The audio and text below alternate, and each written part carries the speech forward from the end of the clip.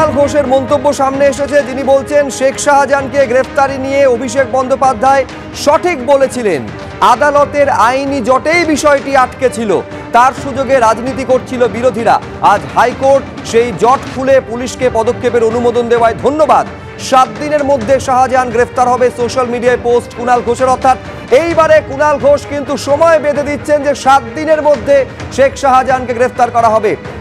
কুণাল ঘোষের করা এই পোস্ট এক্স হ্যান্ডেলে এই পোস্ট করেছেন তৃণমূলের রাজ্য সাধারণ সম্পাদক, যেখানে তিনি বলছেন শেখ শাহজাহানের গ্রেফতারি নিয়ে অভিষেক বন্দ্যোপাধ্যায় সঠিক বলেছিলেন।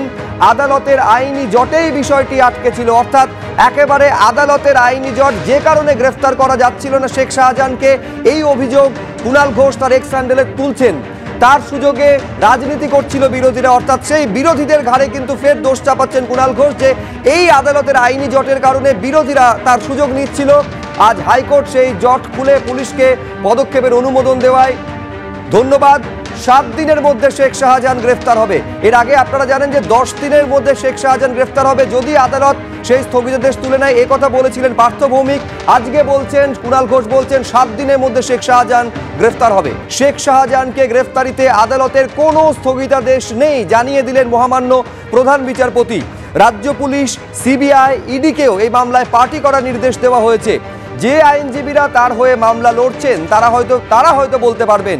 এই মন্তব্য করেছেন অ্যাডভোকেট জেনারেল। একজন সাংসদ বলেছেন যে আদালতের নির্দেশের কারণে তাকে গ্রেফতার করা যাচ্ছে না। সওয়াল করেন আজ আদালত বান্ধব জয়ন্ত নারায়ণ চট্টোপাধ্যায়। শেখ শাহজাহানকে গ্রেফতার করার ক্ষেত্রে আদালতের কোনো স্থগিতাদেশ নেই, শুধুমাত্র যে সিট গঠন করা হয়েছিল তার উপরে স্থগিতাদেশ রয়েছে, জানালেন মহামান্য প্রধান বিচারপতি। শেষ 4 বছরে 43টি এফআইআর হয়েছে, যার মধ্যে 42টিতে চার্জশিট হয়েছে, ধর্ষণের ধারাও যুক্ত হয়েছে। বাকি তদন্ত চলছে হাইকোর্টে, জানালো রাজ্য। 8ই ফেব্রুয়ারি থেকে এখনো পর্যন্ত 24টি এফআইআর হয়েছে। 22শে ফেব্রুয়ারি পর্যন্ত 15 জনকে গ্রেফতার করা হয়েছে বলে সওয়াল রাজ্যের।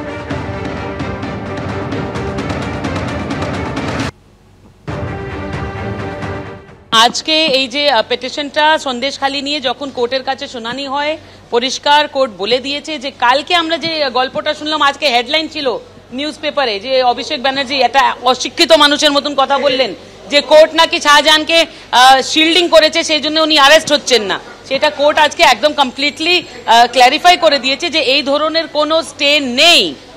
তো পুলিশকে তৎপরতা দেখাতে হবে যে ধরনের যেটা উনি বলেছেন যে যেহেতু কোনো স্টে নেই তো পুলিশ অ্যারেস্ট করছে না কেন। সেই জন্য আজকে কিন্তু কোর্ট বুঝে গেছেন যে পুলিশ পারবে না বলে ওনাকে আজকে বলেছেন যে রেসপন্ডেন্ট বানানো হোক শেখ শাহজাহানকে, আর তারপরে নোটিশ ইস্যু হোক কোর্ট থেকে। এবার দেখবেন আজকে আমরা শুনছি নাকি পুলিশ বলেছে এফআইআর আছে শাহজাহানের এগেনস্টে, সেটা এতদিন পরে আজকে শুনছি আছে। তো নেক্সট হিয়ারিং এর আগে আপনি দেখবেন এই পুলিশ শাহজাহানকে এখন বের করে নিয়ে আসবে যে পেয়ে গেছি শাহজাহান পেয়ে গেছি। গতকালে আপনারা জানেন তৃণমূলের সর্বভারতীয় সাধারণ সম্পাদক অভিষেক বন্দ্যোপাধ্যায় তিনি বলেছিলেন যে শেখ শাহজাহানকে গ্রেফতারিতে আদালতের স্থগিতাদেশ রয়েছে, প্রশাসনের হাত বেঁধে দিয়েছে আদালত। এমনকি এই কথা অভিষেক বন্দ্যোপাধ্যায় বলেছিলেন যে শেখ শাহজাহানকে যদি কেউ আড়াল করে থাকে সেটা হচ্ছে জুডিশিয়ারি। কি বলেছিলেন গতকাল শেখ শাহজাহানকে কেন প্রশাসন গ্রেফতার করতে পারছে না তার ব্যাখ্যা দিতে গিয়ে দেখুন। এই নিয়ে কেউ কোন রকম দ্বিমত সংশয় রাখবেন না যে শেখ শাহজাহানকে তৃণমূল কংগ্রেস গার্ড করছে। শেখ শাহজাহানকে যদি কেউ গার্ড করে, জুডিশিয়ারি গার্ড করছে। জুডিশিয়ারি স্টে তুলে দিক, তারপর যদি না করতে পারে একই প্রশ্ন আমার কাছে এসে করবে। কলকাতা হাইকোর্টের মাননীয় বিচারপতি জয় সেনগুপ্তর বেঞ্চ একটি অর্ডার দেয় যে একটা এসআইটি তৈরি হবে যেখানে রাজ্য প্রশাসন, রাজ্য পুলিশের একজন কর্তা থাকবে, প্রতিনিধি থাকবে, এবং সিবিআই এর একজন প্রতিনিধি থাকবে।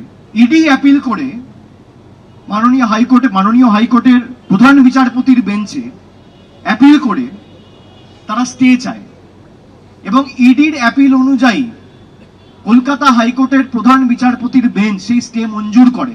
স্টে মানে ইনভেস্টিগেশন হবে না, স্টে মানে কাউকে অ্যারেস্ট করা যাবে না, স্টে মানে কাউকে নোটিশ পাঠিয়ে ডাকা যাবে না। এটা কে করেছে? মমতা বন্দ্যোপাধ্যায়। এটা করেছে হাইকোর্টের বিচারপতি।